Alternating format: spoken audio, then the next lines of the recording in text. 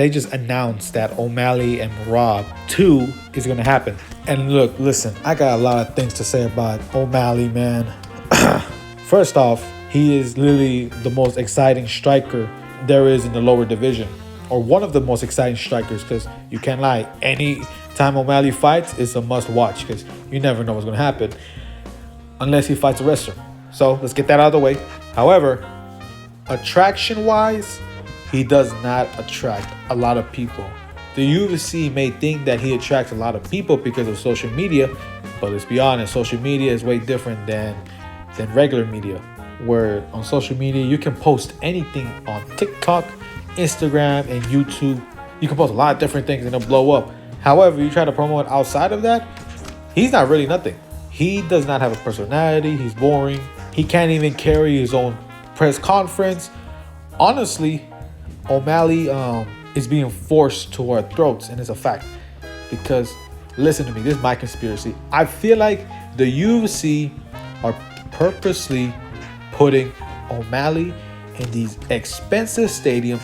Is because the expensive stadiums are going to sell a lot of expensive tickets. And you already know a lot of expensive tickets are going to be an insane gate opening. Let's think about it for a second. Why do you think the UFC are putting O'Malley in the Miami cards or the Abu Dhabi or the Sphere cards, especially the Sphere card? It's because they know those tickets are expensive. A lot of rich people are really going to pay to see him. That way the UFC can brag about saying O'Malley is really a star because he's bringing these type of numbers. No, they're purposely doing this so they can act like he is bringing numbers, but in reality they're putting him in expensive seats. You know, him having a chance to face Marab for the second time is honestly kind of pointless. Well, we don't know. Maybe O'Malley already experienced that fight with Marab, so this time maybe O'Malley's already like tuned in what's going on. He may be experienced, but it's like kind of pointless because it's like, you know, the UFC are really trying to force us to believe that this guy's a star. In reality, he's not. Ilia Topuria is more of a star than O'Malley. He naturally looks and sounds like a star. He naturally looks like one. While O'Malley feels like there's nothing to bring on the table. In his press conference, he's just very timid and boring, which ain't wrong, but it's like, I don't see the star power in that guy. I don't see the superstar power, basically. I see star, but I don't see superstar. It's like with McGregor. With McGregor, even before coming up, even before getting the belt, he was attracting a lot of people just by his charisma. O'Malley never did that. He never did that. The UFC just forced us to be like, oh, this is a future star right here. This is the guy right here. He's the next McGregor. And that's what people put. The next McGregor. Ain't nothing special about this guy. And I feel like, in my opinion, they're trying to get rid of Marab. Honestly, they're trying to get rid of him. It's like, it really doesn't make sense, because how the hell does O'Malley get a title shot? Let's logically think this. If we don't bring money or attraction in this conversation, right? How's it fair for O'Malley to get an immediate title shot, but Aljamain Sterling doesn't? How does that make sense? I mean, yeah, I guess wise, you already know why. People rather prefer strikers than wrestlers. I guarantee you, people rather prefer Leon Edwards than Bilal Muhammad, because with Edwards, at least you can have the most tiniest hope that he could get a KO. While with Bilal, you just know it's gonna be a snooze fest, basically. Honestly, one more thing too. Can we just stop talking about moving up classes and not fighting opponents? Like, I get with Islam, because he's facing, like, I don't know. No, fuck that. I don't get Islam at all.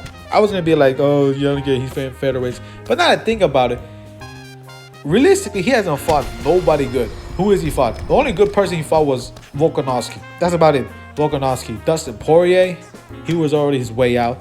Moicano, short notice. He was not deserving the title shot at all. What the fuck? To four title defense. Fight Ilias. Skill-wise, he's the better fighter. And he'll bring more attraction than Arman or Holloway or one of those guys. He'll bring more attraction. This is a money fight. This guy is a featherweight, yeah, sure. But guess what? That featherweight knocked out the featherweight goats. But with Ilya as well, He wants to move to 155, right? Why the fuck do you vacant the 145 belt if you're not gonna fight the other contenders at 145? So at this point, it's like make it sense. Make it sense. What is the point? If you just want to fight for the title, you should have just kept your belt and try to go for the 155 belt. And if you don't want to fight contender, it's like, what is the point? Just fight Dustin. Fight Dustin for the money fight. The only person who deserved to go for a second belt is Pantoja.